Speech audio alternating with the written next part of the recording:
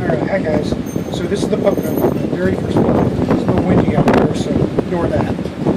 But I needed a puppet ghost for a story of one of the schools, several of the schools, and he is the ghost with one black eye. So I looked around all over the internet, could not find any ghost puppets at all. Nobody's selling ghost puppets. I finally found 3 of them, and they either were not what I needed or insanely expensive. The one I actually could have used was $600, and I would have had to import them from France. So I immediately went to the internet on YouTube and looked for videos on how to make a puppet. So this was my first attempt. So he's the ghost with one black eye. You can see that right there. He is huge. I think I measured him at about 30 inches long and about 15 inches across. This arm has wire in it, so that way you could bend it. In theory, it was going to be able to stay out like this. That didn't happen. But the fingers are opposing. Yeah, it just seems there's too much weight on the hands. But I think it looks fine. I've got a dowel rod on this arm. I am learning a lot. I've made a lot of mistakes, and I've learned from them. But because it actually ripped through, so we just made an adjustment and bent it down. I actually got to put him through a test today because I was working at the craft show for the library for a couple hours, and I brought him there to show to the other children's librarian people to find out what they thought of him.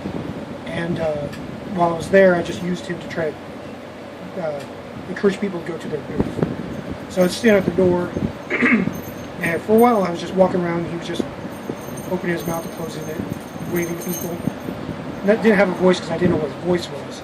But I finally did figure out the voice, so I'd stand there at the door and I'd just, "Hi guys, how you doing? What's up?" And the little kids would come by and say, "Hey, high five." And the kids would high five him and he'd go, "Yay!" They seemed to really love that. And then people would leave and then just, "Bye, bye, enjoy your day." Or they'd walk in and I'd say, "Welcome to the craft fair." So people seem to get a kick out of that. I did make a lot of mistakes making them. For a first one, that's not unexpected. The head is covered in fleece, just like this, so I had to do a lot of sewing. And you can see it's not the best sewing job in the world. It works. I need to do a little repair work here. I also learned I should not use black marker. I have a highlighter I was using that seems to be better. I didn't realize it was going to show through that much. But the head is made out of the same thing. One of the problems I had with the head is the stitching should have been right down here, in the middle, and right here. Stitching up here ended up over here, and stitching over here ended up over here. That was a problem. Fortunately, cheesecloth covers all mistakes. The mouth, you're supposed to trace the head around corrugated plastic, just like this side. That's where I made it from. You can see where I cut a hole out. It wasn't tracing very evenly, so we used a plate because it's almost the exact same size. I just need to shave off about ½ an inch. Fortunately, I forgot to do that. So his mouth was kind of pulling this way, and this top part was here, and this part would pull this way. So I taped it down on the inside. It seemed to work okay. It's just a little stiff. He constantly wants to stay open like this. So you have to make him stay closed. And it's a lot of work. It actually, after a while, this gets really tiring. But that's all right. I covered up all the mistakes. The chains I bought for $1.70 a foot, I think. So I've got chains around his neck that keep getting caught in the material here, in the cheesecloth. But I put some on his wrist too. So this one probably easier to see. There we go. So you can see that hanging. So just a nice little touch. And I just hot glued the stuff on there and sewed this part onto the body. He's made out of polyfoam.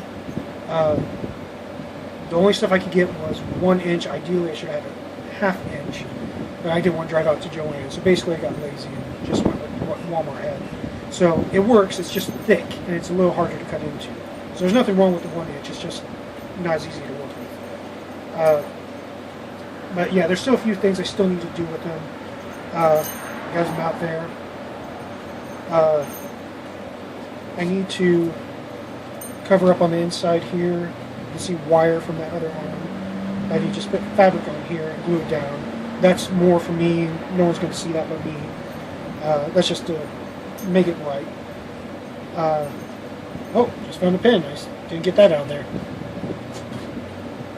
So the stitching is awful. I really need to practice my stitching. But again, it's all covered up. But the next one I won't be able to cover up with cheesecloth, so I'll have to do my own, do better. The eyes are actually spoons with the handles cut off. I actually got that from professional puppet makers online.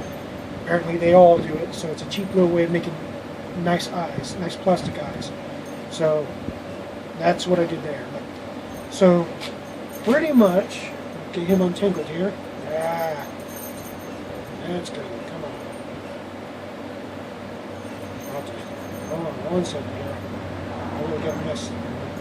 There we go. There we go. All right. So that is my first puppet. And everybody says he looks professional enough to use, so I am using him.